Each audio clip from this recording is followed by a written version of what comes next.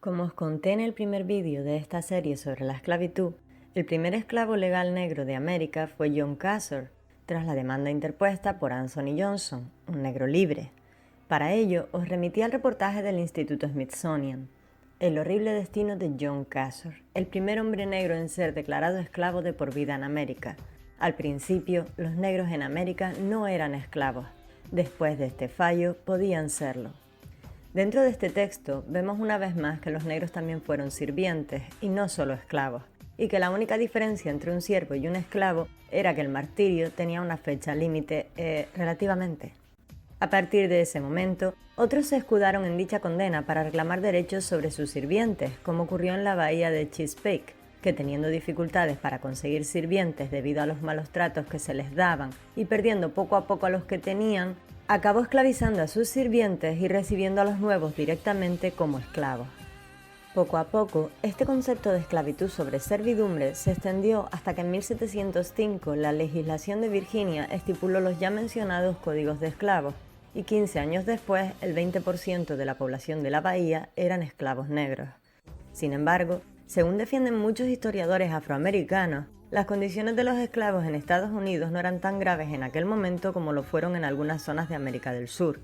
Vivían vidas tan largas como los hombres libres. Solían trabajar los campos de tabaco que no requieren tanto esfuerzo físico como cuidado, además de que los beneficios de dichas plantaciones eran bajos, por lo que sus amos no podían permitirse comprar más esclavos o contratos de servidumbre. Luego cuidaban de los que tenían, haciéndoles trabajar menos, alimentándolos bien y proporcionándoles buenos servicios médicos.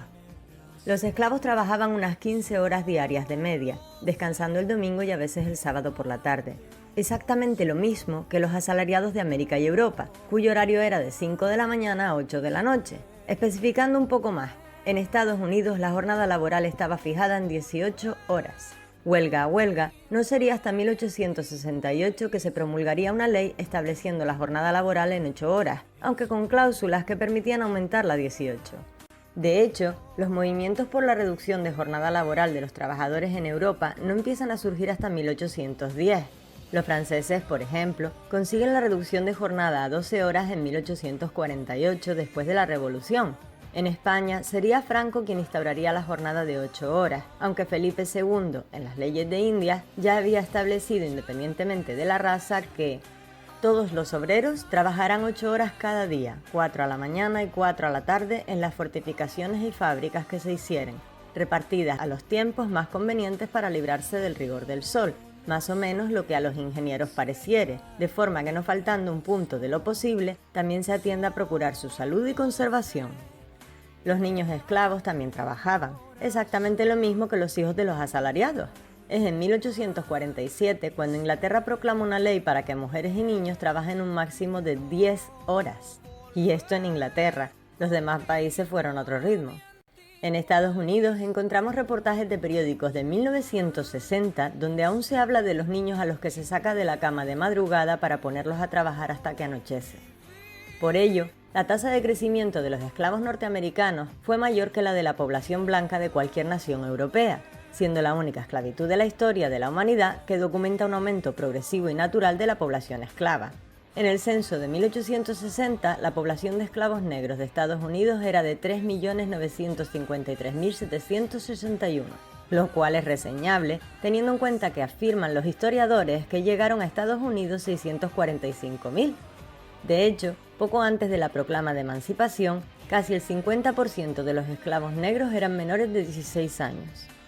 Aquí entra España y su trato a los negros, que a pesar de la fama que tenemos, hay lugares como el Monumento Histórico Nacional Fuerte Mosé en Florida que cuentan otras historias.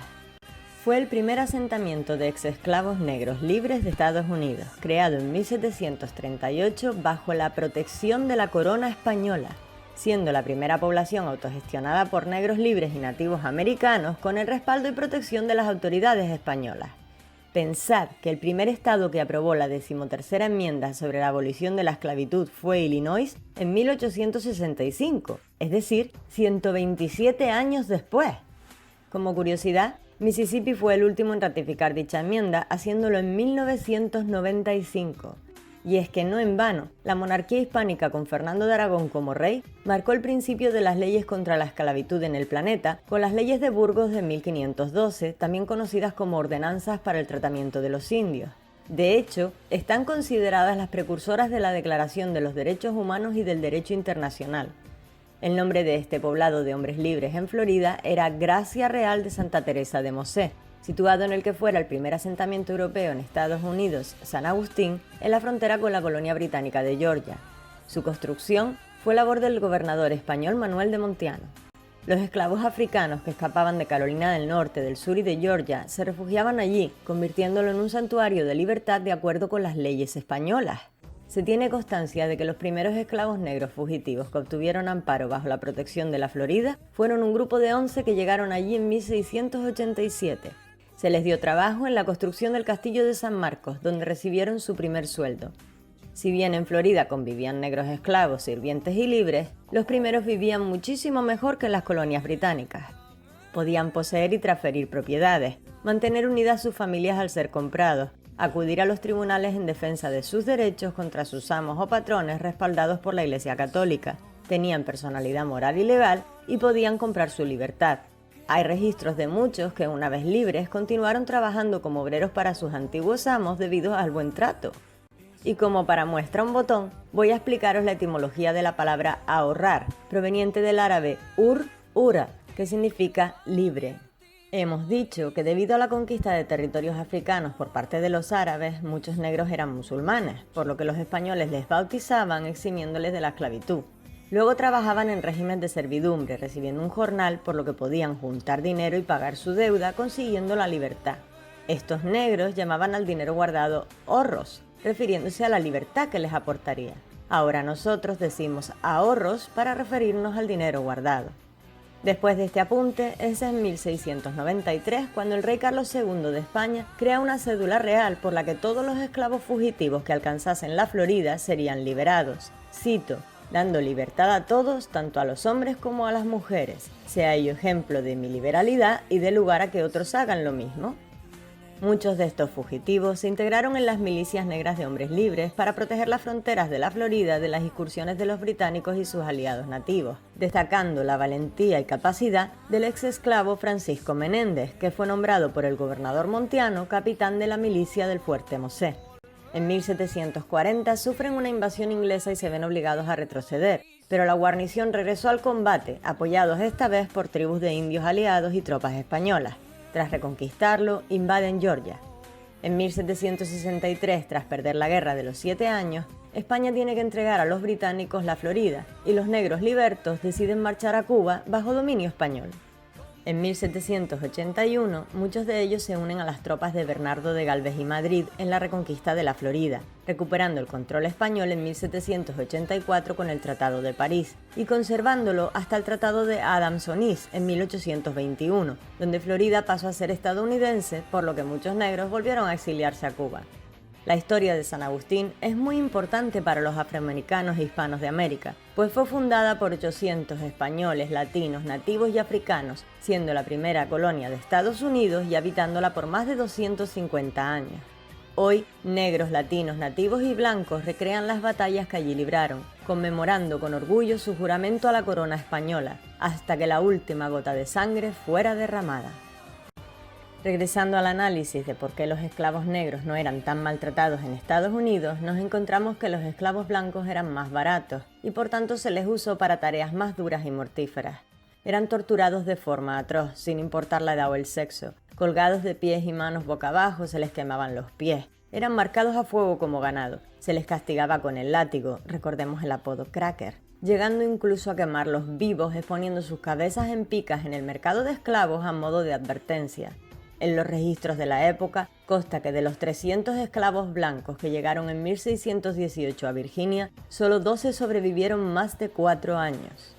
En la enciclopedia Virginia se habla de una niña, Elizabeth Abbott, que fue golpeada hasta la muerte cuando su amo la condenó a recibir 500 latigazos por haber huido.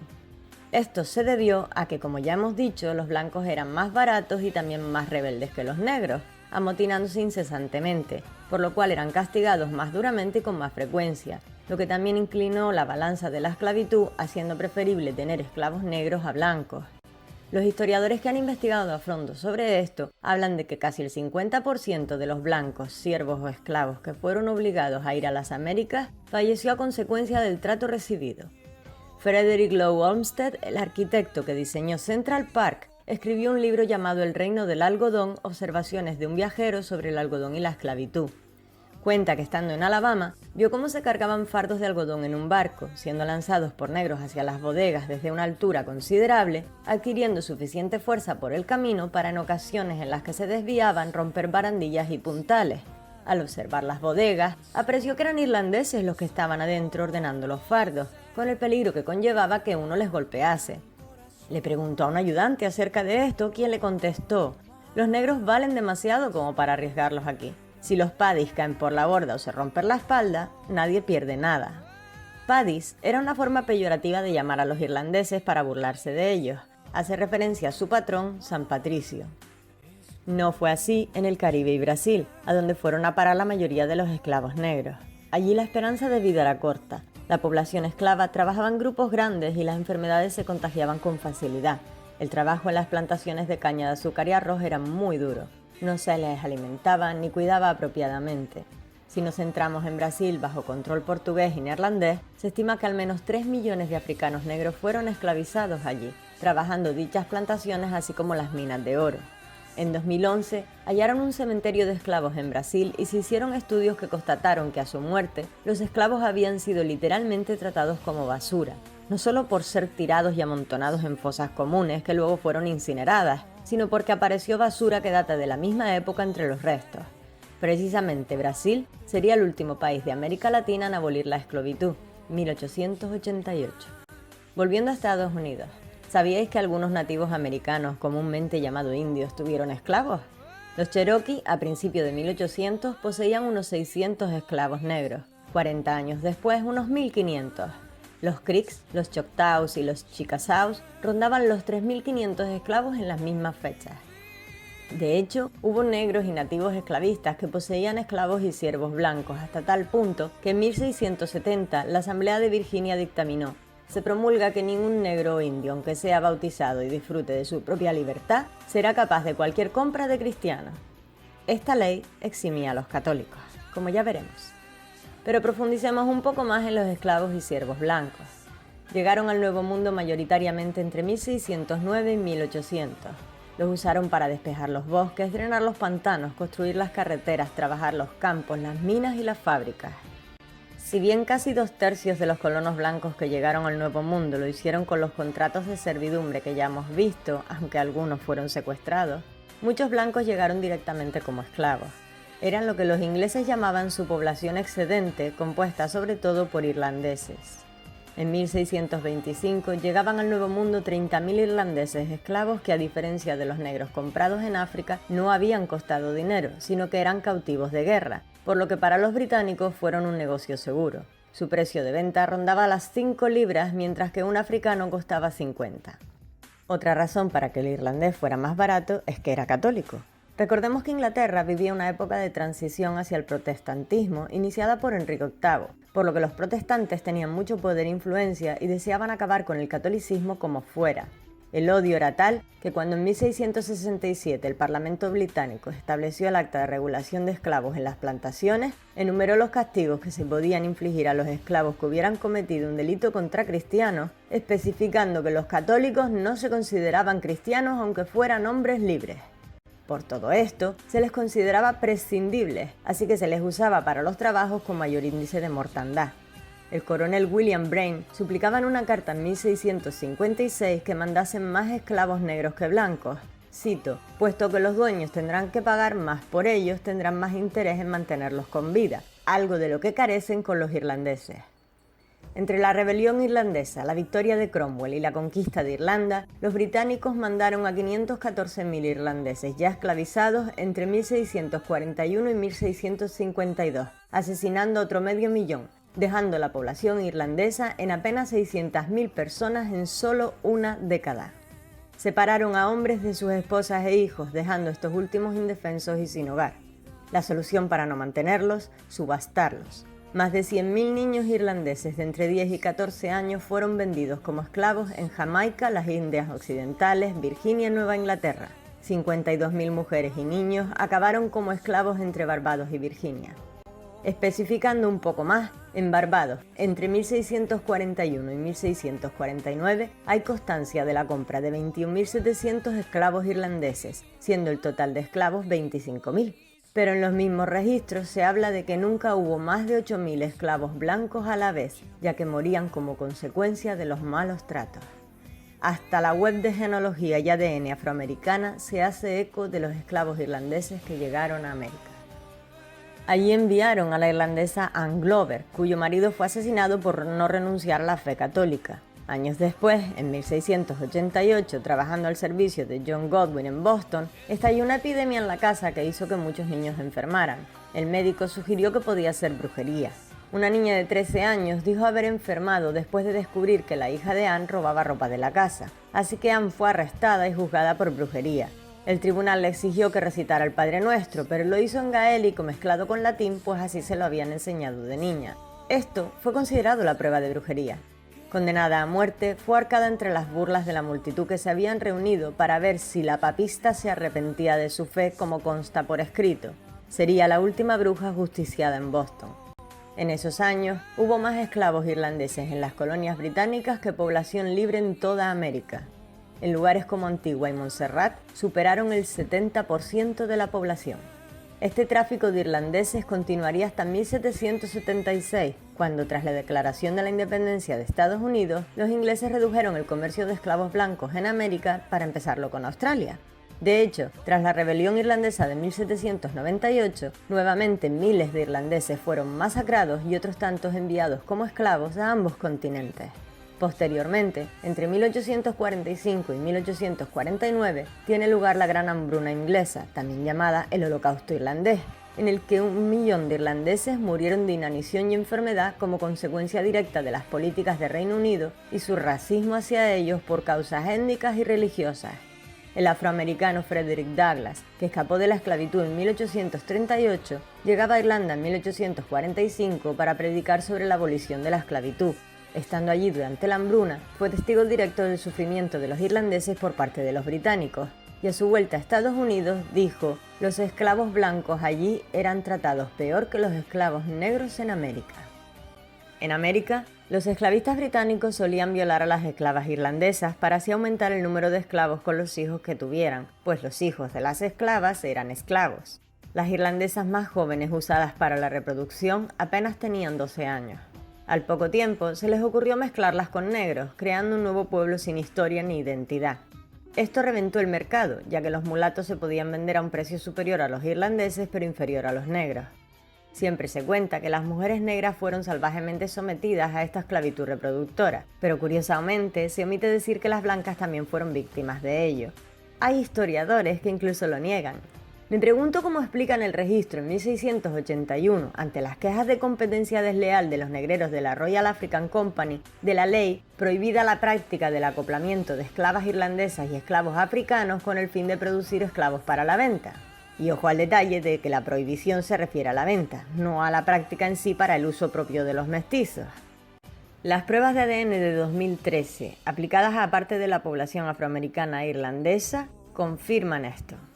En 1807, el Parlamento británico aprobó la ley para la abolición del comercio de esclavos, que fue superada en 1833 por la ley abolicionista, liberando a todos los esclavos del Imperio Británico, volviendo a los contratos de servidumbre, cuya principal fuente de suministros pasó a ser la India.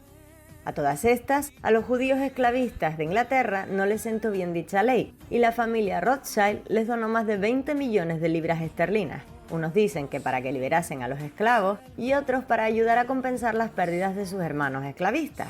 Lo cierto es que en 2009 el Financial Times, a través de la publicación de documentos históricos, demostró que el imperio económico de los Rothschild se había levantado con esclavos de por medio. Estados Unidos participaría de la ley para la abolición del comercio de esclavos en 1809, naciendo el tráfico transatlántico pirata.